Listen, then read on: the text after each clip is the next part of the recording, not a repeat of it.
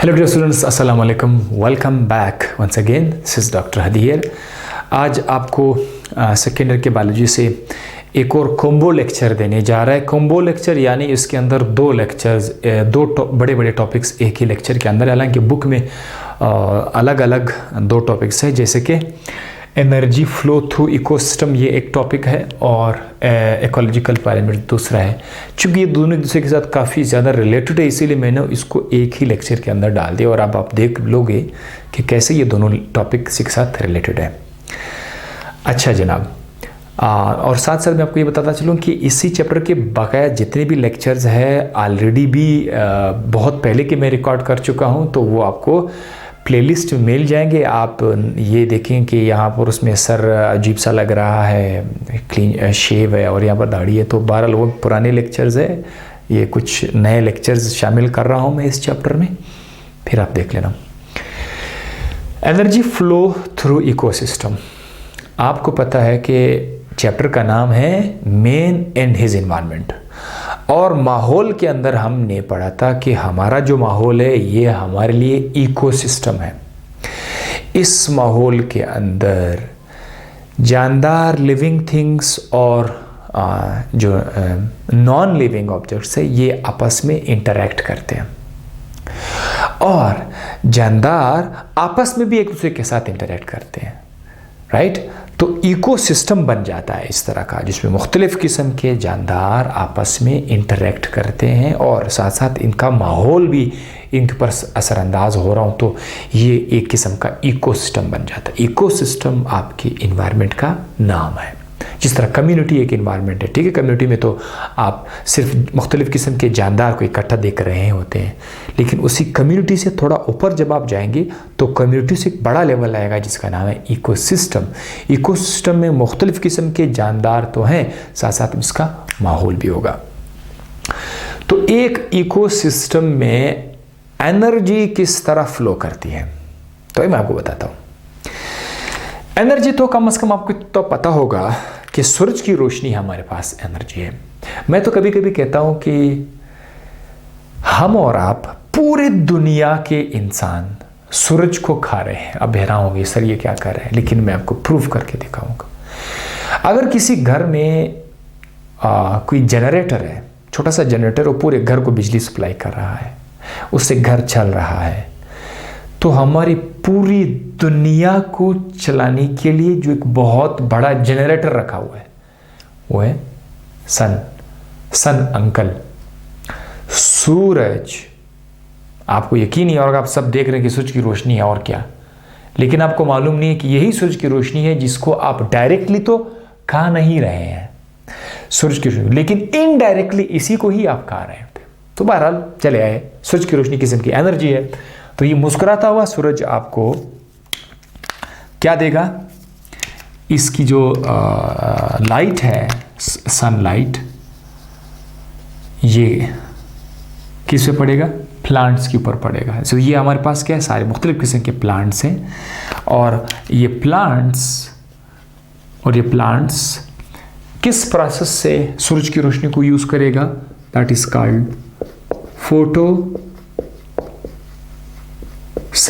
Photosynthesis के through ये सूरज की रोशनी को लेकर अब आप यूँ कह सकते हैं कि प्लांट के अंदर जो एनर्जी आ गई है वो हम लोग बोलते हैं कि 100% जितनी एनर्जी सूरज की रोशनी जो इसके प्लांट के अंदर आ गया, प्लांट ने वो एनर्जी अपने अंदर रख लिया, यूज़ कर लिया, और कुछ इसके अंदर मौजूद भी है। तो कुल मिला के मतलब ये 100% एनर्जी आप इसके पास आ गई, सूरज की रोशनी आ गई, ठीक है, जितने भी सूरज की रोशनी इसके अंदर आ गई।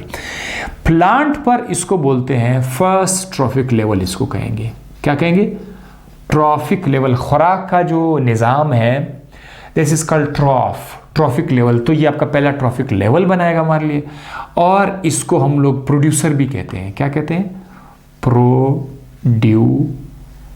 इसको प्रोड्यूसर भी कहते हैं। प्रोड्यूसर का मतलब ये है कि जो जानदार अपना खुराक खुद तैयार कर सकते हैं सूरज की रोशनी की मदद से, जो अपना खुराक खुद तैयार कर, दे आर कॉल्ड प्रोड्यूसर। तो दुनिया में जितने भी प्लांट्स है, ग्रास है, वो सब के सब प्रोड्यूसर है। तो ये आपका प्रोड्यूसर है। अब प्रोड्यूसर को जो जानदार खा लेंगे, मिसाल के तौर पर कोई भेड़, बकरी, गाय आया, उसने घास को खा लिया, तो गाय क्या है? गाय कंज्यूमर है। जो जानदार इनको खा रहा है, दे आर कॉल्ड कंज्यूमर। हमारा भी कंज्यूमर है, ठीक है। तो लेट्स सपोज एक ग्रासहॉपर जो है किस्म का इंसेक्ट है, उसने क्या किया? उसने घास को खा लिया, घास को खा लिया ग्रासहॉपर ने। तो ग्रासहॉपर आपका कंज्यूमर तो है, लेकिन ये कौन सा कंज्यूमर में आएगा? प्राइमरी कंज्यूमर में आ जाएगा, प्राइमरी कंज्यूमर में आएगा, क्योंकि डायरेक्टली इसने इसको खा लिया। अब ये जो मैं भेड़ बकरी को फिलहाल यहाँ से निकाल रहा हूँ आपको एक टॉपिक समझाने की खातिर। ग्रासहॉपर ने घास खा लिए, उसके जिस्म में आ गया, उस ग्रासहॉपर ने उसे अपनी बॉडी में यूज़ किया, उससे ग्रासहॉपर की ग्रोथ हो गई, ठीक है। तो अब फ्रॉग ने क्या किया? फ्रॉग ने ग्रासहॉपर को खा लिया, ग्रासहॉपर जा रहा था, फ्रॉग ने उसको खा लिया। तो फ्रॉग भी आपका कंज्यूमर है, फ्रॉग भी आपका कंज्यूमर है, लेकिन फ्रॉग हमारे पास सेकेंडरी कंज्यूमर पर आ जाएगा। यानी जो प्राइमरी कंज्यूमर को खा के गुजारा करा, they are called as secondary consumer. और फ्रॉग को फिर एक स्नेक ने, एक सांप ने आकर फ्रॉग को खा लिया। अब देखिए हैरान हो जाएंगे कि हमारे इन्वायरमेंट में जानदार एक दूसरे के साथ कैसे इंटरेक्ट कर रहे होते हैं। यही तो आपका चैप्टर है, इकोसिस्टम है। आप देख रहे हैं कि तमाम जानदार एक दूसरे के साथ एक ख़ास अंदाज से इंटरेक्ट करे। नेचर ने, अल्लाह ताला ने इसको किस अंदाज से इन्वायरमेंट को बनाया हुआ है, जो आप अभी अब सीख रहे हैं। स्नेक आपके पास क्या आ जाए? टर्शरी कंज्यूमर आ जाएगा। और स्नेक को अगर कोई ईगल का है, ठीक है, कोई बड़ा सा अकाब जो है वो स्नेक को खा ले, तो ये आपका आ जाएगा क्वाटरनरी। इसमें बताने वाली बात ये है कि जो सूरज की रोशनी प्रोड्यूसर में आ गई, प्रोड्यूसर उससे ग्रो के प्लांट बना, ग्रोथ हुई, एनर्जी इधर आ गई। वो जो एनर्जी है अब यहाँ पर सूरज की रोशनी में, सेब की शक्ल में, घास की शक्ल में, फ्रूट्स की शक्ल में, वेजिटेबल्स की शक्ल में, वो एनर्जी अब यहाँ पर पड़ी हुई है। सूरज की रोशनी अब आपको वेजिटेबल्स, सेब, फ्रूट करके दे। फिर जब ये घास को ग्रासहॉपर निकाल लिया, तो दरअसल यहाँ से जो मास है, जो प्लांट का जिस्म है, वो ग्रासहॉपर ने खा लिया। तो हम कहते हैं कि ये एनर्जी है दरअसल। अब ये सूरज की रोशनी तो नहीं आ रही, लेकिन सूरज की रोशनी का प्रोडक्ट आ रहा है, तो इसीलिए मैं भी कि ये भी एनर्जी फ्लो कर रहा है। तो इसको ग्रासहॉपर ने खा लिया, दरअसल वो एनर्जी इसके अंदर। ग्रासहॉपर को फिर फ्रॉग ने खा लिया, तो ये जो ग्रासहॉपर के अंदर जो खुराक आया था वो एनर्जी है, वो अब फ्रॉग के अंदर आ गया। अब ये देखो फर्स्ट ट्रॉपिक लेवल से सेकंड ट्रॉपिक लेवल पर आ गया, और फिर ये सेकंड ट्रॉपिक लेवल से ये थर्ड ट्रॉपिक लेवल फ्रॉग में आ गया, फिर ये फ्रॉग से एनर्जी स्नेक में आ गई, तो ये थर्ड से fourth trophic level and fifth trophic level. अब यहाँ पर सवाल यह है कि एनर्जी क्या यकसा तरीके से हर जानदार में ट्रांसफ़र हो रही है, या एनर्जी कम होती जा रही है जैसे जैसे बड़े ट्रॉफिक लेवल पर आप शिफ्ट हो रहे हैं? तो इसका जवाब ये है कि जब रोशनी, एनर्जी जब पहले लेवल पर आ रहा, फर्स्ट ट्रॉपिक लेवल में आ जाएगा, तो फर्स्ट ट्रॉपिक लेवल से 100% एनर्जी इधर नहीं आ सकती। क्यों? क्योंकि ये जो ग्रासेस हैं, ये वो जो 100% एनर्जी आ गई थी, 100% एनर्जी का लगभग कोई 20% एनर्जी, 30% एनर्जी अपने बॉडी में खर्च करेगा, ठीक है, अपने लिए खर्च कर देगा। रिमेनिंग 70% एनर्जी अवेलेबल हो जाएगी, क्योंकि ये प्लांट का अपने भी ज़रूरियात तो हैं।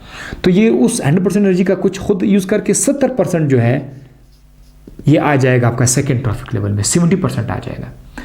फिर ये ग्रासहॉपर क्या करेगा? उस 70% का कुछ ऐसा अपने लिए खर्च करेगा। ज़ाहिर इनके पास अपना एनर्जी का बंदोबस्त है, अपने एनर्जी के प्रॉब्लम्स है, उन्होंने अपना सेल को एनर्जी देनी है, ग्रोथ करनी है, तो ये उसमें से कोई 20-30% खर्च करके ठीक है वो ट्रांसफ़र करेगा। रिमेनिंग जो बच जाएगा, लेट्स सपोज 50% जो है वो आके बच गया, वो आ गया आपका थर्ड ट्रॉफिक लेवल में। फिर थर्ड ट्रॉफिक लेवल इससे कोई 20-30% एनर्जी खुद यूज़ करके, 30% यूज़ करके 20% जो बच जाएगा वो फिर इसके पास फोर्थ ट्रॉपिक लेवल में आ जाएगा।